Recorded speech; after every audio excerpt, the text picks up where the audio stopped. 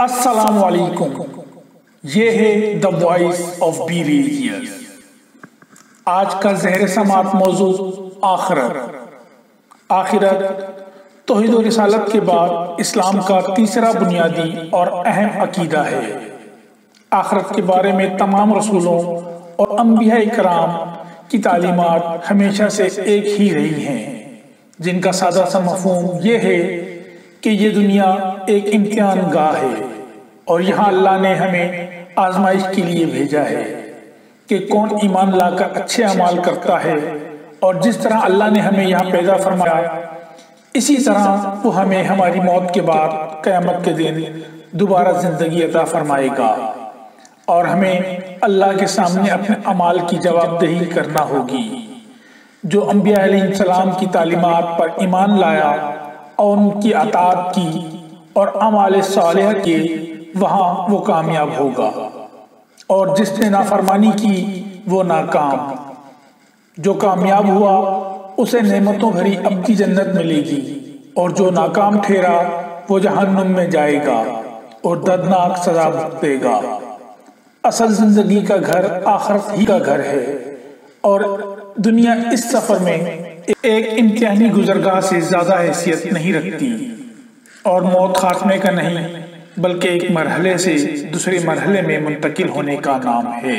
ٹھیک یہ بتانا کہ انسان کے مرنے کے بعد کیا ہوتا ہے یہ ممکن نہیں ہے، کیونکہ کوئی مردہ اٹھ کر یہ نہیں بتاتا کہ کیا ہوا ہے، لیکن اللہ کی کتاب قرآن پاک اور نبی کریم صلی اللہ علیہ وآلہ وسلم کی سنت میں جو باتیں ملتی ہیں ان باتوں کو ترتیب وار آپ کے سامنے بیان کیا جا رہا ہے، کیونکہ روایتیں مختلف ہیں، احادیث مختلف ہیں، کچھ روایتیں بخاری کی، کچھ مسلم کی، کچھ ابو داؤد کی، کچھ ترمذی کی ہیں، لیکن اگر یہاں پر مختلف احادیث ٹکڑوں میں بیان کی جائیں تو مفہوم سمجھ میں نہیں آئے گا، اس لیے ان روایتوں کو ایک تسلسل دے کر کڑیاں جوڑنے کی کوشش کی ہے تاکہ عنوان سمجھ میں آ سکے۔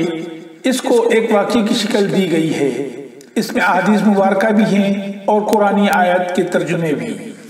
سفر آخرت کی ابتدا موت سے ہوتی ہے۔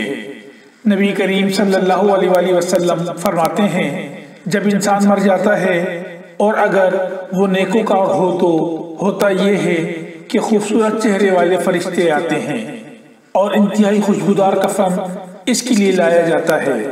وہ اس کے پاس آتے ہیں، کھڑے ہوتے ہیں اور بشارتیں دیتے ہیں، خوشخبریاں سناتے ہیں۔ اس کے رب نے اس کے سفر آخرت میں کیا دینے کا وعدہ کیا ہے وہ دکھاتے ہیں، اور اسے اچھے اچھے ناموں سے پکارتے ہیں جن ناموں سے وہ دنیا میں پکارا جاتا تھا، اسے مبارکباد دیتے ہیں، اور جو ہی وہ روح یہ خوشخبریاں سنتی ہے مچلنے لگتی ہے کہ مجھے جلدی نکالو، مجھے جلدی سفر آخرت پر لے چلو تاکہ میں اس چیز کو پالوں جو میرے رب نے میرے لیے رکھی ہیں، جن کی بشارتیں فرشتوں نے دی ہیں۔ پھر فرشتے اسے خوشبودار کفن میں کفنا کر پہلے آسمان کی طرف لے کر چلتے ہیں۔ جب پہلے آسمان کی جانب فرشتے اس نیک روح کو لے کر چلتے ہیں تو اس نیک روح کے آنے کی خبر پہلے آسمان پر موجود فرشتوں کو ہو جاتی ہے۔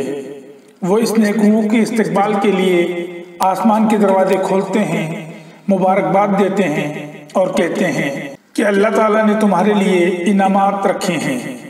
وہ فرشتے اس نیک روح کو خوش آمدید کہتے ہیں، اور اس طرح یہ نیک روح پہلے آسمان سے سفر کرتی 7ویں آسمان پر لے جائی جاتی ہے۔ ہر آسمان فرشتے اسے خوش آمدید کہتے ہیں اور خوشخبریاں سناتے ہیں۔ اس طرح یہ روح سفر کرتی 7ویں آسمان تک پہنچتی ہے، اور وہاں اللہ تعالیٰ فرماتا ہے اسے واپس اسی جگہ ڈال دو کیونکہ میں اسے دوبارہ اسی سے اٹھاؤں گا۔ پھر اس نیک انسان کی روح کو لا کر قبر میں ڈال دیا جاتا ہے۔ قبر میں ڈالے جانے کے بعد وہ نیک انسان قبر میں بیٹھ جاتا ہے، اور اس کے بعد وہ مرحلہ شروع ہوتا ہے جو بہت سخت مرحلہ ہے، اور وہ ہے سوال و جواب کا مرحلہ۔ منکر اور نکیر 2 فرشتے داخل ہوتے ہیں جو بہت ہولناک صورت اور انداز میں آئیں گے۔ اندازہ لگائیے قبر مٹی کا گھروندا ہے، کوئی دیا ہے نہ کوئی روشنی ہے۔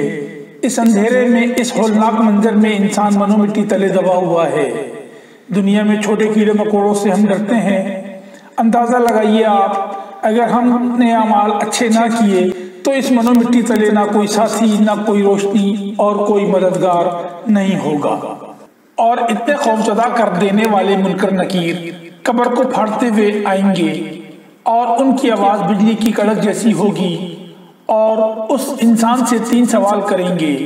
پہلا سوال کیا جائے گا من ربو کا، تیرا رب کون ہے؟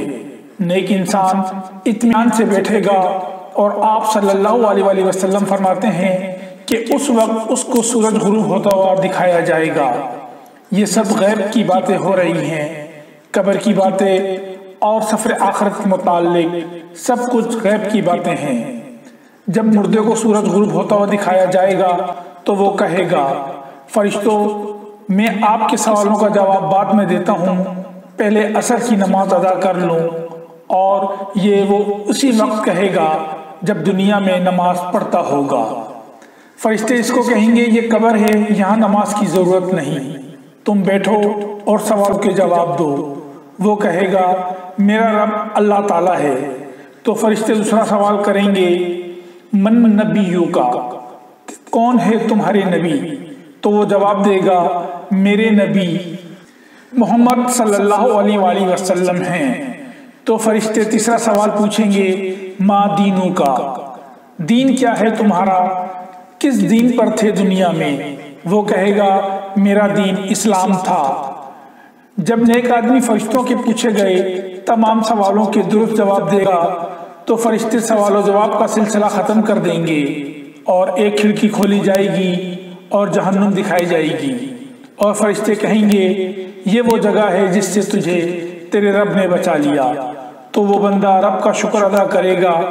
پھر ایک اور کھڑکی کھولی جائے گی اور بتایا جائے گا یہ وہ مقام ہے جنت میں جو تجھے دیا جائے گا۔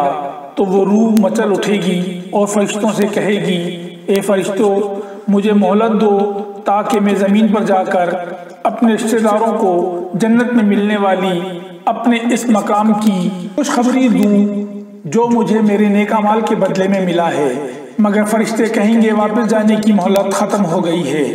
پھر وہ نیک انسان دعا کرے گا اے اللہ جلدی قیامت قائم کر تاکہ جو مقام جنت میں میرا بتایا گیا ہے وہ مجھے مل سکے۔ اس کے بعد اس کی قبر میں جنت کھڑکی کھلی رہے گی، وہاں سے آنے والی کچھ ہوائیں وہ محسوس کرے گا۔